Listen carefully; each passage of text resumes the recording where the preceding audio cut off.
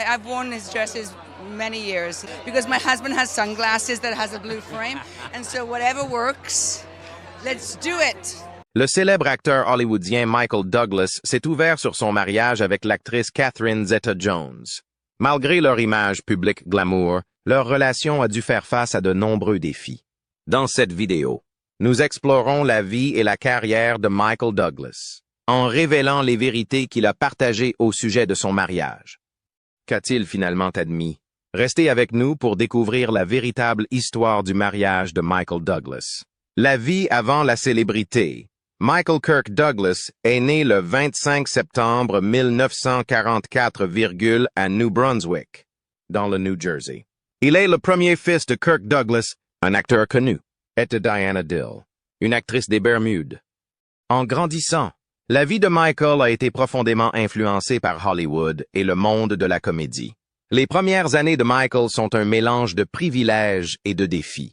La carrière de Kirk était florissante et l'obligeait souvent à s'absenter de la maison, ce qui mettait à rude épreuve la vie familiale. Lorsque Michael avait 7 ans, en 1951, ses parents ont divorcé. Cet événement a eu un impact important sur Michael et son jeune frère, Joel. Ils sont allés vivre avec leur mère, Diana. Mais Michael est resté très proche de son père. Il rend souvent visite à Kirk sur les plateaux de tournage, où il se passionne pour le métier d'acteur. Ces visites n'étaient pas seulement destinées à voir son père, mais aussi à découvrir la magie du cinéma. L'éducation de Michael a également joué un rôle important dans la construction de son avenir. Il a commencé à l'école Allen Stevenson de New York, réputée pour ses normes académiques élevées. Il est ensuite passé à l'école Eagle Brook de Deerfield, dans le Massachusetts, qui offrait une atmosphère plus détendue, loin de la ville. Sa dernière étape a été l'école Choate, aujourd'hui Choate Rosemary Hall, à Wallingford, dans le Connecticut. À Choate, l'amour de Michael pour le théâtre grandit. Il participe aux pièces de l'école et au club d'art dramatique, et fait preuve d'un talent naturel pour la comédie. Choisir de devenir acteur était une décision sérieuse pour Michael.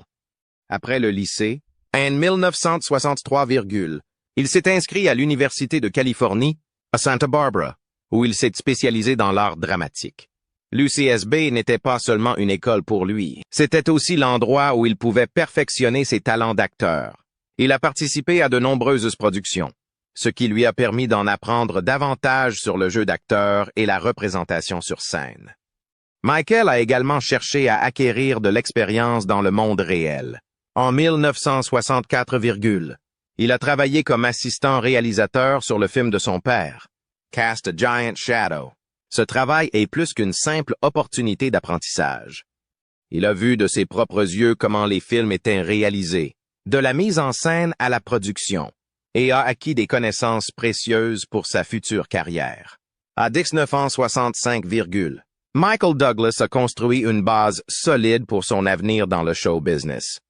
Le fait d'avoir grandi dans une famille d'acteurs, combiné à une solide éducation et à une expérience pratique, lui a permis d'acquérir les compétences nécessaires pour réussir. Cette période de sa vie est un mélange d'épanouissement personnel, d'apprentissage académique et d'expérience pratique, qui l'aideront à devenir un acteur célèbre. Début de carrière. Après avoir obtenu un diplôme d'art dramatique à l'Université de Californie, à Santa Barbara, en 1988, Michael Douglas commence sa carrière d'acteur. Ses débuts dans l'industrie sont marqués par sa forte détermination et sa quête de reconnaissance. Il commence par décrocher de petits rôles à la télévision et construit peu à peu son CV et sa réputation. En 1969, Michael décroche son premier grand rôle au cinéma dans Hail Hero, réalisé par David Miller. Il y incarne Carl Dixon, un jeune homme qui décide de s'engager dans la guerre du Vietnam. Bien que le film ne soit pas un grand succès commercial, la performance de Michael lui vaut une nomination au Golden Globe du meilleur espoir. Ce rôle constitue une étape importante dans la progression de sa carrière. Michael continue d'accepter des rôles variés.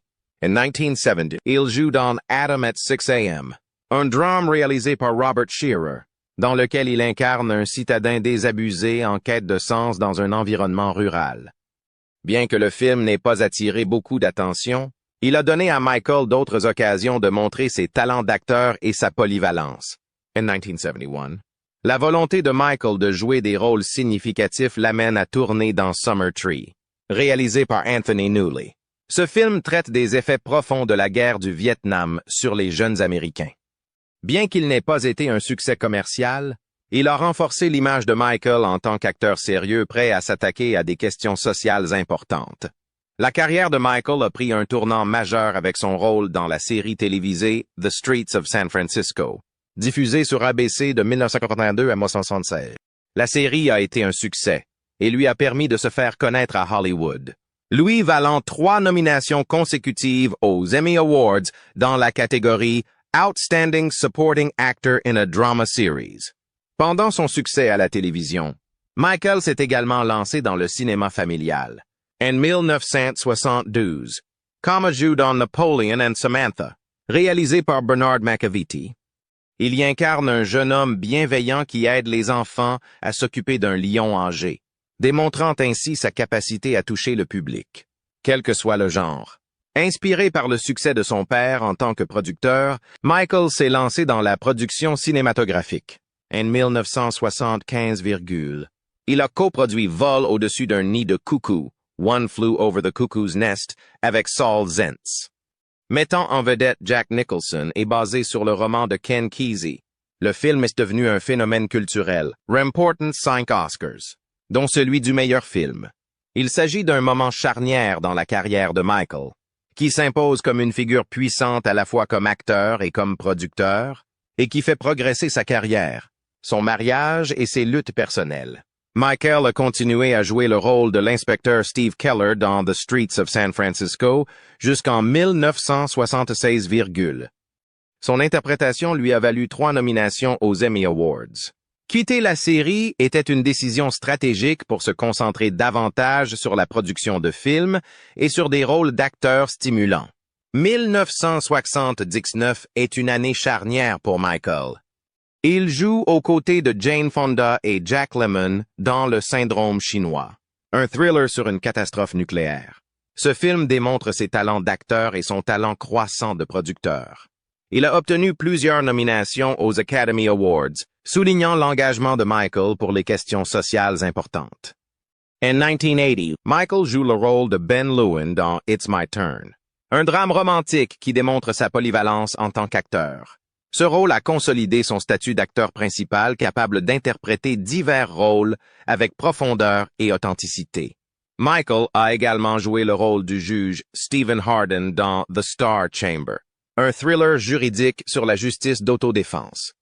Le film a été salué pour son histoire captivante et la performance de Michael. Alors que sa carrière est en plein essor, la vie personnelle de Michael connaît également des développements importants. Il épouse Deandra Luker en 1977, ce qui apporte une certaine stabilité dans sa vie trépidante. Cependant, les pressions d'Hollywood et de la célébrité ont causé des problèmes dans son mariage, ajoutant de la complexité à sa trajectoire personnelle. À la fin des années 70 et au début des années 80, Michael est confronté à des problèmes de toxicomanie, luttant contre l'alcool et les drogues. Ces problèmes ont parfois éclipsé sa réussite professionnelle, mettant en évidence les pressions liées à la célébrité. Un accident de ski presque fatal en 1981 a eu un impact majeur sur Michael, l'amenant à revoir ses priorités et son mode de vie. Cet incident lui a rappelé la fragilité de la vie et l'a poussé à adopter une nouvelle approche de sa carrière. Le travail de Michael au cinéma et à la télévision lui a valu de nombreuses récompenses, dont un Golden Globe pour Les Rues de San Francisco. Bien qu'il n'ait pas été personnellement nommé pour certains prix, sa participation à des projets réussis a renforcé sa réputation dans l'industrie. En 1984, la célébrité de Michael monte en flèche avec Romancing the Stone, dans lequel il joue le rôle de Jack Colton, un chasseur de trésors aventureux.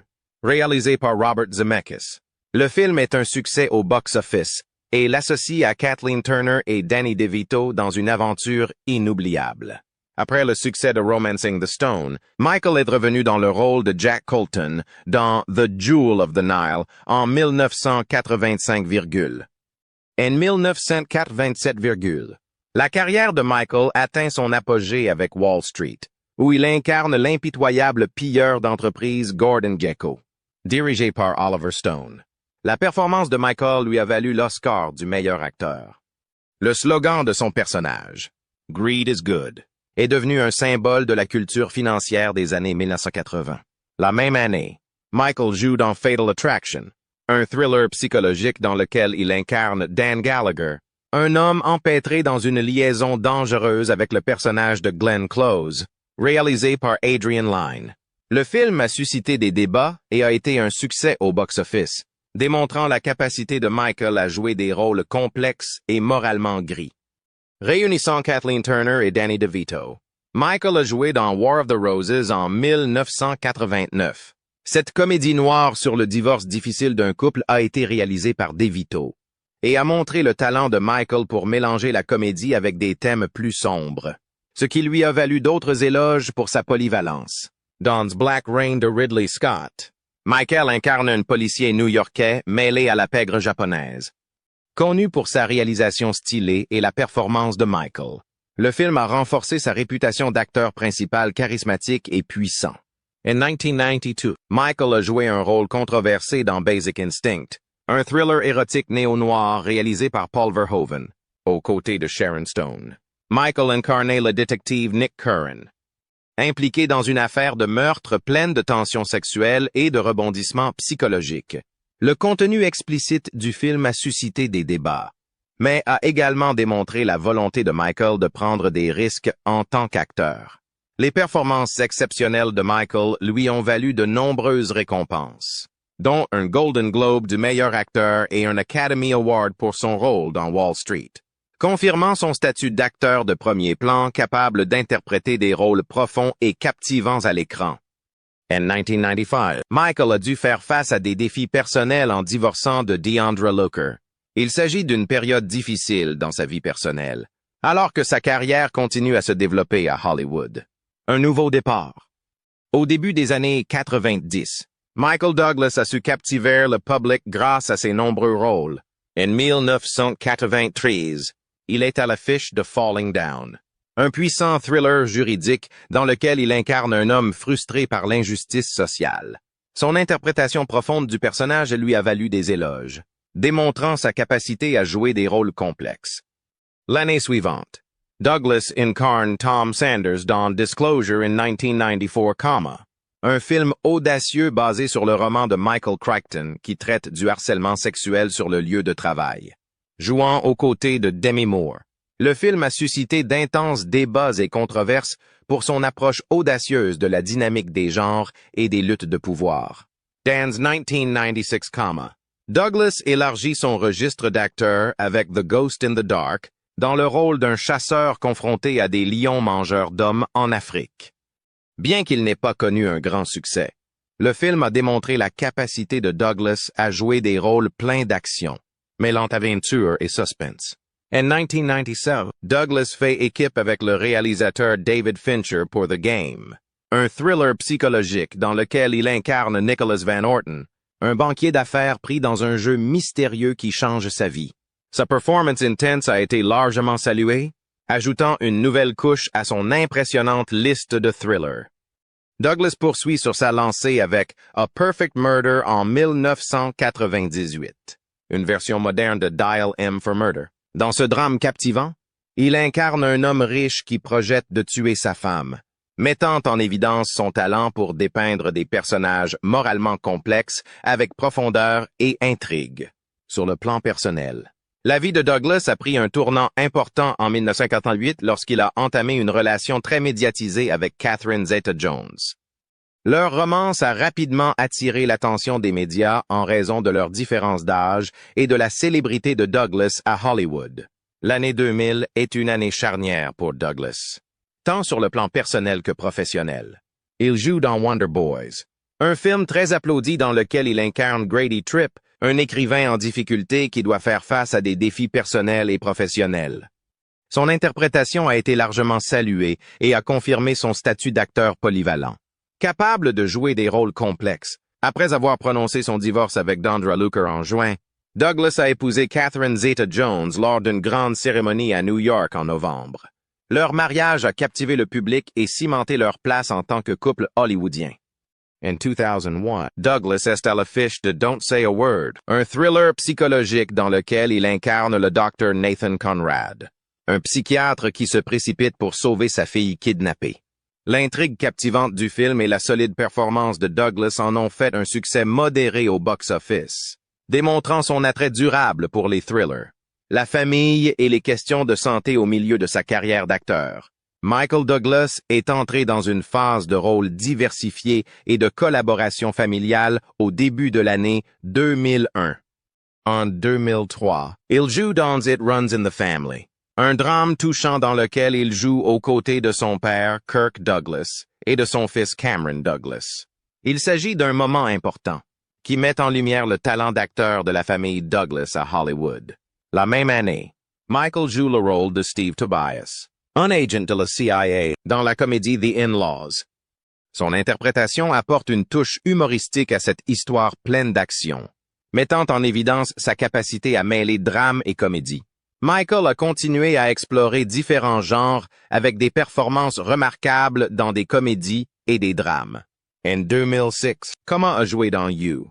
Mean Dupree, interprétant A. Thompson, un beau-père autoritaire dans un scénario familial comique. Son rôle lui a valu des éloges pour sa capacité à apporter de l'humour à des personnages complexes. En 2007, Michael s'est aventuré dans des thèmes plus sombres avec King of California, dans lequel il incarne Charlie, un père mentalement instable à la recherche d'un trésor enfoui. Le film montre l'étendue de son talent d'acteur, en abordant les questions de famille et de santé mentale. La carrière de Michael atteint de nouveaux sommets avec une série de thrillers juridiques et un retour à un personnage emblématique. En 1992, comment a joué le rôle du procureur Mark Hunter dans Beyond Reasonable Doubt? Une histoire captivante de manipulation juridique et de justice. Son interprétation d'un personnage moralement ambigu ajoute de la profondeur au film. La même année, Michael a captivé le public dans Solitary Man, où il incarne Ben Coleman, un ancien concessionnaire automobile confronté à des crises personnelles et professionnelles. Sa performance a été bien accueillie, démontrant sa capacité à donner de l'authenticité à des personnages imparfaits. Lors d'un retour triomphal, Michael a repris son rôle de Gordon Gekko dans Wall Street. L'argent ne dort jamais en 2010, la suite du film emblématique de 1987. Son interprétation du célèbre pilleur d'entreprise dans une nouvelle ère de turbulence financière lui a valu les éloges de la critique, faisant de Gekko l'un de ses personnages les plus mémorables. Pendant ses succès professionnels, Michael a dû faire face à des défis personnels qui ont attiré l'attention des médias. En 2003, il a été impliqué dans un procès intenté par une femme alléguant une mauvaise conduite. Mais l'affaire a été rejetée pour manque de preuves, reflétant l'examen minutieux auquel les personnalités publiques sont souvent confrontées. En 2009, Cameron, le fils de Michael, a été arrêté pour possession de méthamphétamine, ce qui a profondément perturbé la famille et mis en lumière les difficultés à gérer des affaires personnelles sous le regard du public. En 2010, Michael a été confronté à l'une de ses batailles les plus difficiles lorsqu'on lui a diagnostiqué un cancer de la gorge de stade 4, plus tard identifié comme un cancer de la langue, après un traitement agressif, comprenant une chimiothérapie et une radiothérapie. Il a annoncé début 2001 qu'il avait vaincu le cancer. Malgré sa guérison, il a continué à subir des examens réguliers pour surveiller sa santé. La carrière de Michael a connu un nouvel essor en 2013, lorsqu'il a remporté le Primetime Emmy Award du meilleur acteur principal dans une mini-série ou un film pour son rôle de Liberace dans la série Behind the Candelabra, diffusée sur HBO. Son interprétation du pianiste flamboyant a été largement saluée, démontrant sa polyvalence et sa profondeur en tant qu'acteur. Cependant, au milieu de ce succès, Michael a dû faire face à des bouleversements personnels lorsque son fils, Cameron, a été condamné à une peine de prison prolongée pour possession de drogue alors qu'il était incarcéré, ce qui a ajouté aux difficultés de la famille. Après avoir remporté l'Emmy, Michael a continué à briller sur le grand écran. Il a joué dans Las Vegas en 2013, une comédie avec Robert De Niro, Morgan Freeman et Kevin Kline, dans laquelle il incarne l'un des 4 amis qui se retrouvent pour un enterrement de vie de garçon à Las Vegas. Michael a élargi son répertoire en rejoignant le Marvel Cinematic Universe dans le rôle du Docteur. Hank Pym dans Ant-Man en 2015 et sa suite Ant-Man et la Guêpe en 2018, Son interprétation du brillant scientifique et ancien super-héros lui a valu une nouvelle génération de fans, alliant l'action à son charisme caractéristique. Michael Douglas a joué le rôle de Sandy Kaminsky dans la série Netflix The Kaminsky Method, diffusée de 2018 à 2020 et un coach d'acteurs vieillissants qui fait face aux hauts et aux bas de la vie. La performance de Michael lui a valu le Golden Globe du meilleur acteur dans une série télévisée, musicale ou comique. Ce rôle met en évidence sa polyvalence, prouvant qu'il peut jouer aussi bien le drame que la comédie avec aisance. À la fin de la décennie, Michael a pris le temps de réfléchir à l'impact considérable de sa carrière. De la survie à une maladie grave à la reconnaissance critique au cinéma et à la télévision. Il est resté une figure inamovible à Hollywood. Malgré les défis personnels et familiaux auxquels il a été confronté, tels que les problèmes juridiques de son fils et ses propres problèmes de santé. La résilience de Michael et son dévouement à son travail lui ont permis de s'imposer comme l'une des stars les plus durables d'Hollywood. Au début de la vingtaine, Michael continue de se faire remarquer à la télévision et au cinéma. Son rôle de Sandy Kaminsky dans The Kaminsky Method continue d'être un succès. En 2023, Michael est revenu dans le Marvel Cinematic Universe dans Ant-Man and the Wasp: Quantumania, reprenant son rôle du Dr. Hank Pym. Ce film, très attendu par les fans et les critiques, a prouvé l'attrait durable de Michael pour les superproductions, même après une carrière longue et variée. La pandémie de grippe aviaire a eu un impact significatif sur la vie personnelle de Michael, comme sur celle de beaucoup d'autres.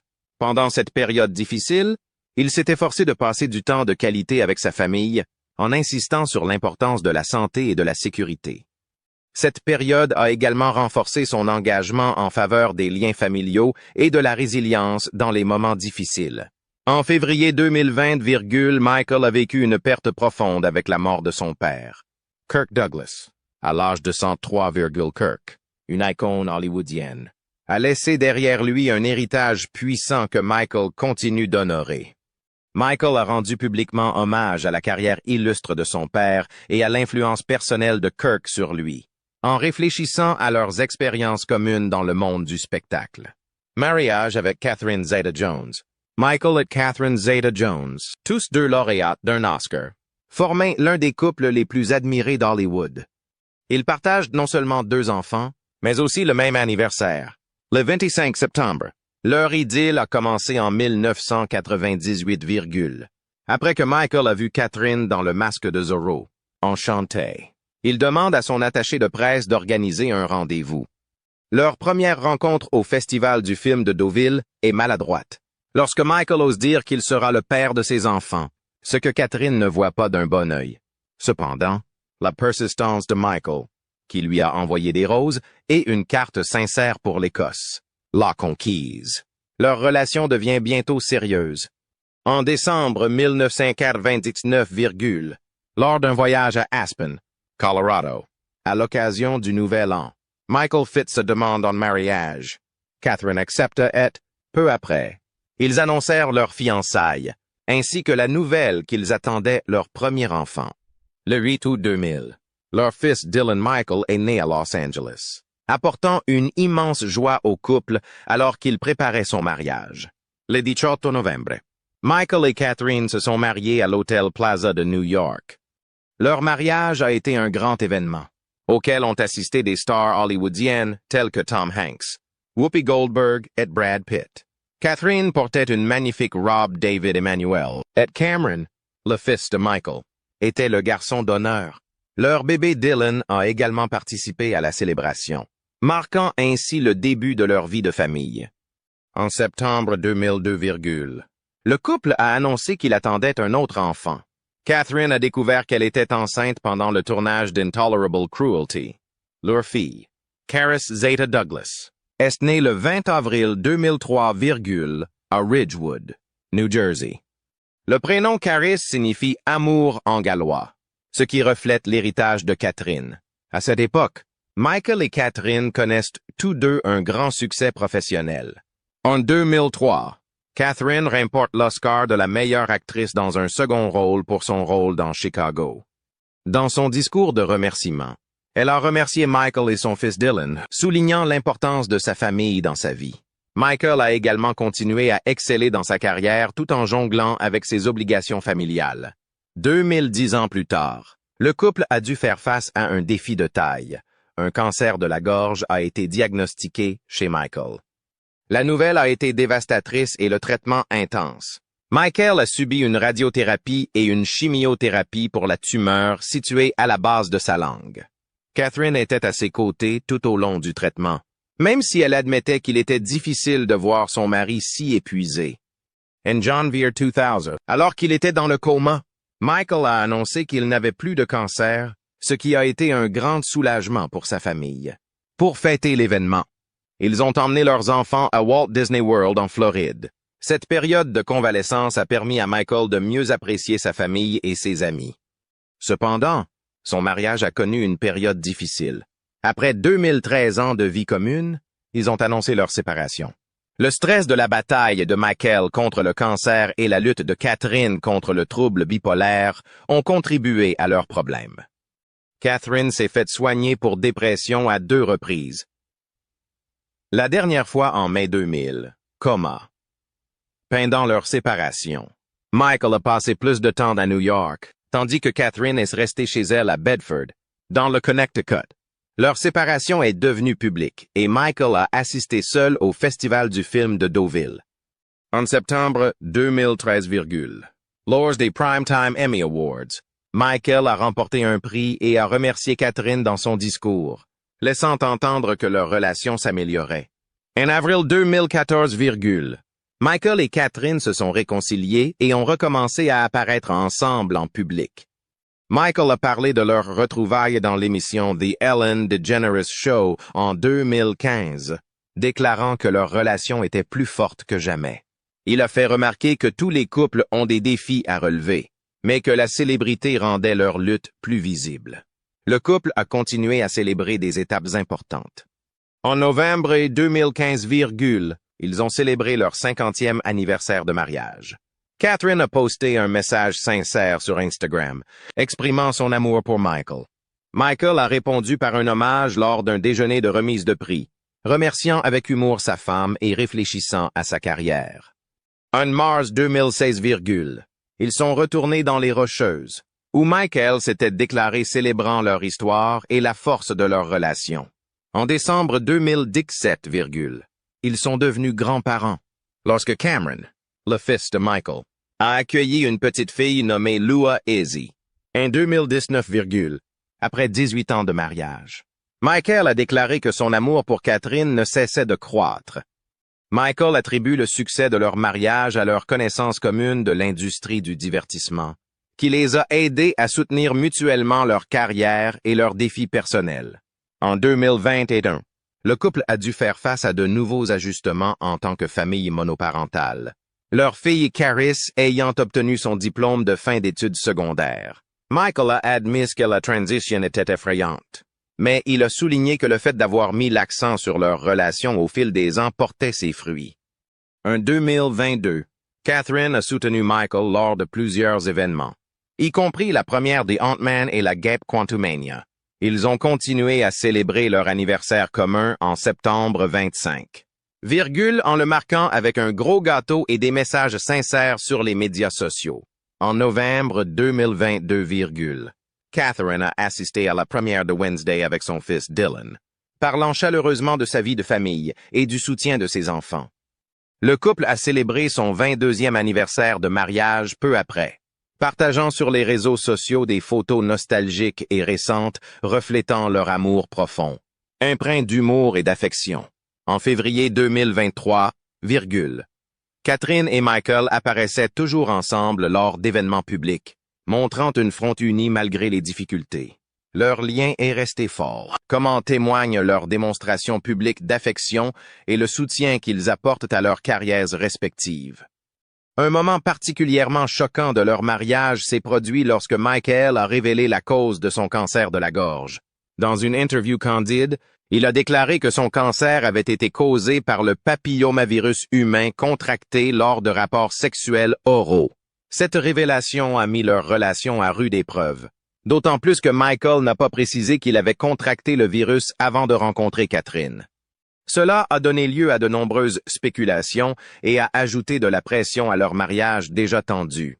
Leur séparation en 2013 est due en partie à ce stress, ainsi qu'au combat permanent de Catherine contre le trouble bipolaire. Le caractère public de la lutte contre le cancer de Michael et les problèmes de santé mentale de Catherine ont rendu leur séparation encore plus difficile. Malgré ces obstacles, ils ont retrouvé le chemin de l'autre, faisant preuve de résilience et d'engagement envers leur famille.